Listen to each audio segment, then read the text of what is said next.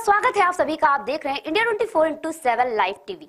दिल्ली में हुए कथित शराब घोटाला केस में आज सीएम अरविंद केजरीवाल को ईडी के सामने पेश होना था, लेकिन अरविंद केजरीवाल ने पेशी से इनकार कर दिया। उन्होंने नोटिस को गैर कानूनी बताया है। सीएम केजरीवाल को लेकर आम आदमी पार्टी और बीजेपी एक बार फिर आमने सामने है। दरअसल दिल्ली शराब घोटाले का दायरा आम आदमी पार्टी के करीबियों से होते हुए दिल्ली के पूर्व डिप्टी सीएम और अब दिल्ली के सीएम अरविंद केजरीवाल तक पहुंच गया है। इस मामले में ईडी सीएम केजरीवाल से पूछताछ करना चाहती। बता दें कि दिल्ली के शराब नीति में कथित घोटाले के मामले में परिवर्तन निदेशालय यानी ईडी ने मुख्यमंत्री अरविंद केजरीवाल को नोटिस भेजकर आज पूछताछ के लिए बुलाया था। हालांकि अरविंद केजरीवाल ईडी के सामने पेश नहीं हुए।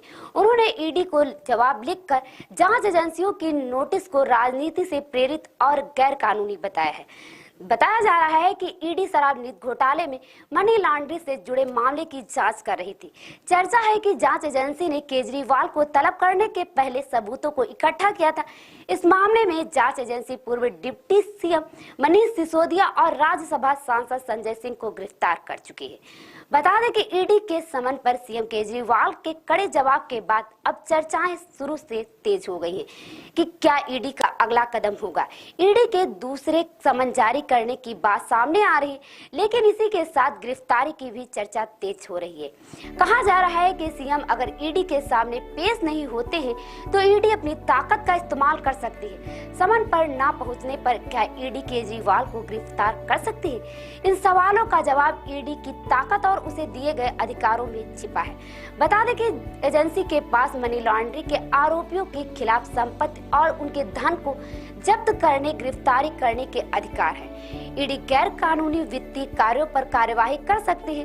वहीं पीएमएलए के तहत ईडी की संपत्ति जब्त करने, छापा मारने और गिरफ्तारी करने का अधिकार है। ईडी की ताकत का अंदाजा इससे भी लगा सकते हैं कि जांच एजेंसी पूछताछ के बिना भी संपत्ति जब्त कर सकती है। इससे पहले झारखंड के सीएम हेमंत सोरेन को ईडी ने अब तक 5 बार समन भेज दिया था, लेकिन वह अभी तक पेश नहीं हुए। बल्कि जब सोरेन को 14 अगस्त को समन भेजा गया था तो उन्होंने इस पर अपनी नाराजगी जाहिर की थी।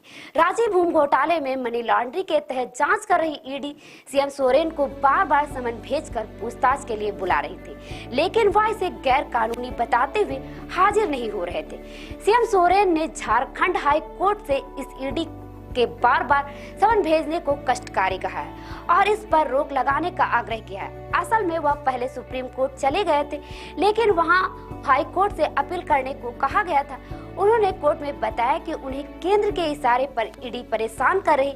इससे पहले ईडी की जांच में सहयोग किया था और ईडी के कार्यालय भी गए थे।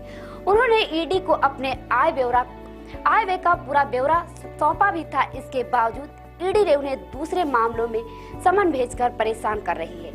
इस पर सब हेड से तो ये साफ हो गया है कि ईडी के अधिकार जरूर बड़े हैं, लेकिन असीमित नहीं। उनकी भी अपनी एक सीमा है। वहीं बीते अक्टूबर को शुरुआती हफ्ते में एक केस की सुनवाई के दौरान सुप्रीम कोर्ट से ईडी को फटकार भी पड़ी थी।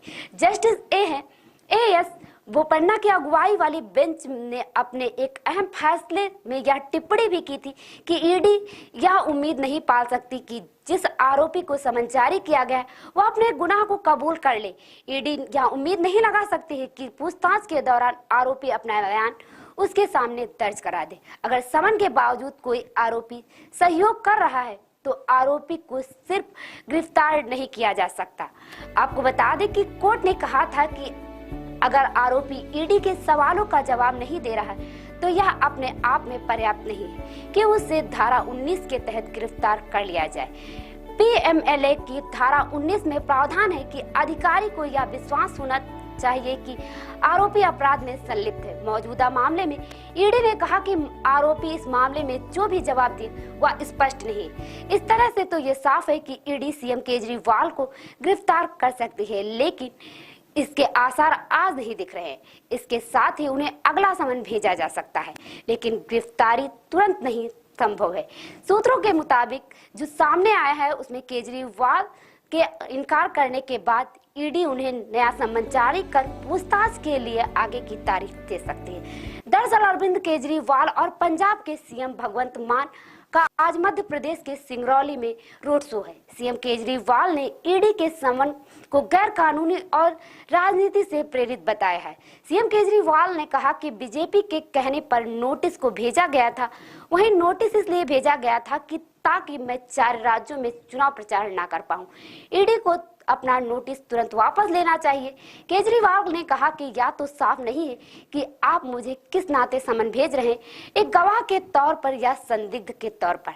समन में डिटेल भी नहीं दी गई थी, या भी नहीं बताया गया है कि मुझे व्यक्तिगत तौर पर बुलाया गया है या फिर मुख्यमंत्री के तौर पर या फिर आम आदमी पार्टी के मुखिया के तौर पर। जिस दिन ईडी द्वारा समन जारी किया गया है उसी दिन भाजपा नेताओं ने बयान देना शुरू किया है कि मुझे गिरफ्तार कर लिया जाए।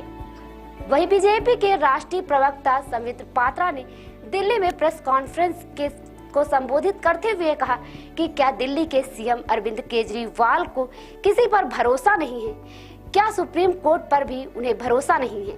संबित पात्रा ने कहा कि टीवी के माध्यम से आप सभी लोग देख रहे होंगे कि सीएम अरविंद केजरीवाल भाग गए हैं। अरविंद केजरीवाल ईडी के समन से भाग रहे हैं, सच्चाई का सामना करने से भाग रहे हैं। जांच से भागना एक तरह से स्वीकार करना है कि हाँ मैंने गलती की है। ईडी के सामने, एजेंसी के सामने पेश ना होना एक तरह से डर को दिखाता है, स्वीकृत को दिखाता है कि हाँ मैंने गलती की है। वहीं बीजेपी ने आरोप लगाया है कि दिल्ली शराब घोटाले में अरविंद केजरीवाल सीधे तौर पर जिम्मेदार हैं। संबित पात्रा में कहा गया है कि केजरीवाल इस घोटाले में किंग पिंग हैं। केजरीवाल ने स्वीकार किया है कि हाँ शराब घोटाले में उनका हाथ है। इस नीति में जो बेतहाशा भ्रष्टाचार हुआ है मैं उसमें शामिल हूँ, वरना उनको डरने की जरूरत नहीं थी। उन्होंने कहा कि मेरी छवि को खराब करने के लिए 30 अक्टूबर की शाम को भाजपा नेताओं को ईडी का समन लीक किया गया। 30 अक्टूबर को दोपहर मनोज तिवारी भाजपा सांसद ने बयान दिया था कि मुझे गिरफ्तार कर लिया जाए। मैं दिल्ली का मुख्यमंत्री और आम आदमी पार्टी का राष्ट्रीय संयोजक हूं और 5 राज्यों में चुनाव होने जा रहा है जहां प्रचार के लिए मैं स्टार प्रचारक हूं। मुझे इन राज्यों में यात्रा करनी है और अपने कार्यकर्ताओं को राजनीति मार्ग दिखाना है। मुझ पर प्रशासनिक और आधिकारिक जिम्मेदारियां हैं जिसके लिए मेरी उपस्थिति आगामी दिवाली के दौरान आवश्यक है। वहीं केजरीवाल ने ईडी से समन वापस लेने की मांग की है। इसके साथ ही समन को राजनीति से प्रेरित नोटिस बताया है। तो ऐसे ही तमाम बड़ी खबरों के लिए देखते रहिए इंडिया 24/7।